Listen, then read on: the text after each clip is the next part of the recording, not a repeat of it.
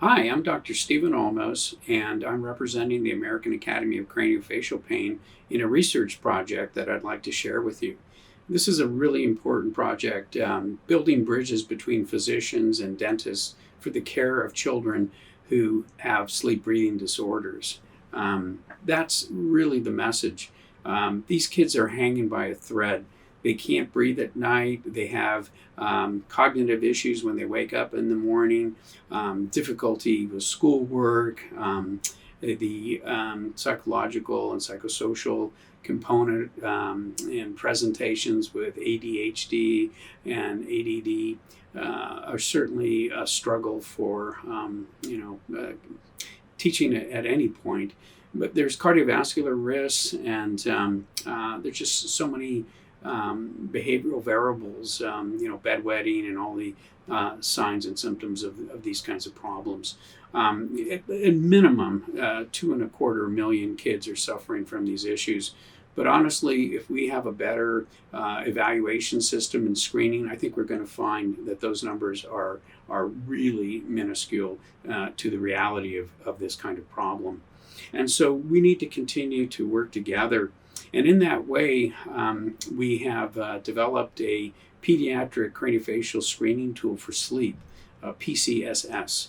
And this is a visual tool, and its purpose is to identify craniofacial abnormalities and structural changes that are likely to be comorbid with sleep breathing disorders. So retrognathic mandibles, midface deficiencies, craniofacial deformities, forward head posture, deep occlusions, high vaulted palates, anterior open bites, anterior crowding, tethered structures, lips and tongues are all indicative of these kinds of problems.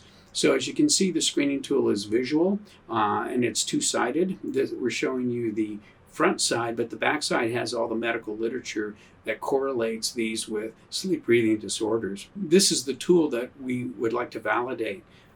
It came into origin by the request of a pediatric sleep physician, Dr. Judy Owens. Dr. Owens is the director for the Center of Pediatric Sleep Disorders at Boston Children's Hospital. She's also professor of neurology at Harvard Medical School.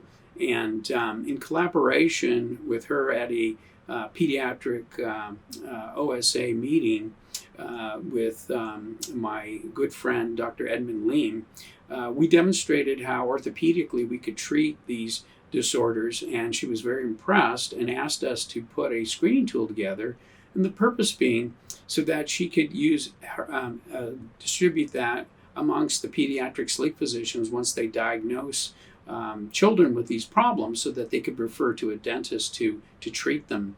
But we had to explain that there really isn't a well-distributed way of education on pediatric OSA in dental schools. And there may be isolated and limited education, but it's not universal. And so there aren't as many as we would think. In fact, we thought, as we huddled together to produce this, along with the help of Dr. Herman Ramirez, pediatric dentist from Toronto, contributed in the production of this screening tool. And we thought this would be a good tool for dentists to use to be able to screen, along with a what we call PSQ, Pediatric Sleep Questionnaire, that has been validated, and to combine these so that dentists would have good understanding when to refer to a sleep physician for a diagnosis. So we see this as a tool that works in bidirectional ways. Once we shared this with Dr. Rakesh Bhattacharjee, who is the head of the pediatric sleep division in Rady's Children's Hospital in San Diego, and also a professor of pediatrics at UCSD, he was very interested to participate and help us as principal investigators to produce this research. And so what we needed to do it initially was find alternatives, because these poor kids are being treated as adults. They're getting positive pressure devices, and as young as 3 to 5 years of age. And what we know from the medical literature is that if children are treated in this way, it actually magnifies the midface deficiencies. And so in this paper here, that was published in the Journal of Clinical Sleep Medicine, showed that pressure to midface from compliant NPAP use may alter normal facial growth. And so they measured the characteristics of the skull in relation to the upper jaw and found that in column A here, where the children were wearing the CPAP and were compliant with it, the dark gray area was the original position of the maxilla, and the light gray shows that there was actually retrusive, so it's magnifying the effect while the rest of the cranium grows in the child. And so that's very disconcerting. B is the kids who were not treated with CPAP, and you can see that the maxilla has grown down and forward. However, these children had to suffer with all the symptomology of not being able to breathe. So understanding that we need alternatives is the key. Now, how data will be collected in this study? We have 10 different data collection sites that will all be certified.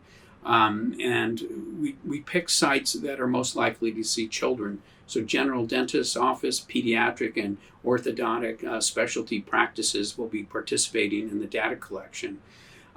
We're reaching out for funding in a private way, because if we had gone the traditional way with grants, the cost of this program would have been somewhere between $50,000 and $75,000. And we've been able to get it down to $15,000 because everyone involved in this project, all the 10 doctors' offices, data collection sites, all the principal investigators, everybody has donated their time. And this has been a project that's been 4 years in the making. So we're able to get the cost down to $15,000 if we're privately funded. And we needed a nonprofit in order to produce and distribute these funds.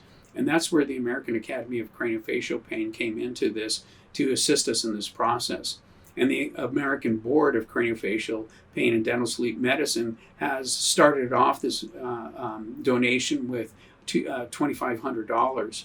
So we've had other donations, and we're reaching out to everyone who may be listening to this video, watching this video, because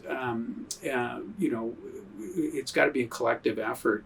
There are information packages that we have for participants and handouts that these 10 data collection sites will be giving out, explaining why, who, and what this research program is all about. Some of the costs will be the $15 that we're going to give as a gift card to every participant.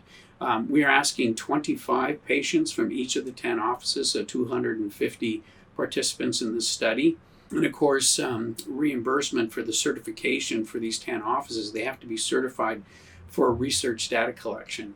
And so that, and simply the costs of the person, the statistician, and the program organizer to write up this paper is what we're hoping to do by end of year.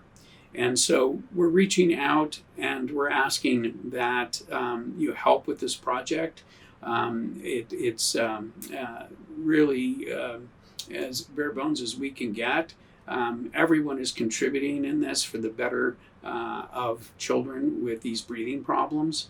And we ask that you reach in your heart. I know these are difficult times, but we ask you to reach in your heart and make a donation. All you have to do is go on the American Academy of Craniofacial website, aacfp.org, and on the home page you'll see a tab that highlights donate, and pediatric, a screening tool for OSA, is what you would click on for this project. Please help us help the children, and thank you for taking the time to watch.